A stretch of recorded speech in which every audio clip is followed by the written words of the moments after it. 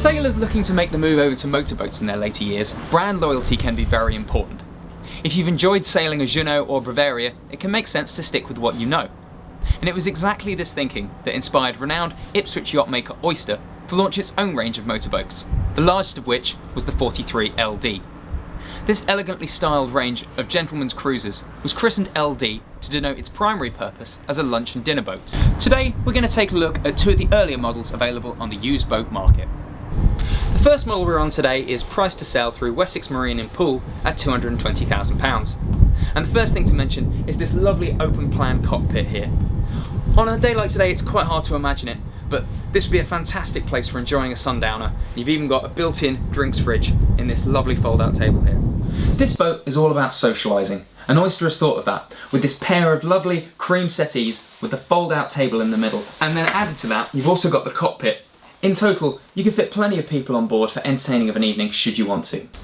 In terms of accommodation, both of the models we're on today have a decent double in the bows and an amidships heads compartment with a separate shower. However, if you want more accommodation than that, you should try and track down the Oyster OM43. This boat is fitted with Mouse Boat, which is Oyster's version of the joystick controls you get on a Volvo Penta IPS. All you have to do with the Mouse Boat system is just nudge the mouse slightly to starboard and the boat will move sideways over to starboard if that's how you need to moor. Now the elephant in the room is that this is a jet drive powered boat. Jet drives have a bit of a reputation for being difficult to handle, and it does take a little bit of getting used to. But once you've got the knack of it, you can be very precise with your slow speed manoeuvres. We've hopped along the coast now to Berthon in Lymington to take a look at a 2006 model that's on the market for £260,000. And she's a great example of why Oyster's craftsmanship is so highly revered. The use of teak and avonite down in the galley shows that no expense has been spared, and these hard-wearing surfaces have shrugged off 9 years of use with barely any signs of ageing. But just as much thought has gone into the practical considerations. There's plenty of storage space throughout, and these benches raise up on hydraulic struts to improve the engine access. Sat up on the Navigators Bench now on the Oyster 43, and it's clear that they've thought things through, and not just for the skipper. You've got a great view out from this position, plenty of light coming in from overhead. You can even open the window to let some air in.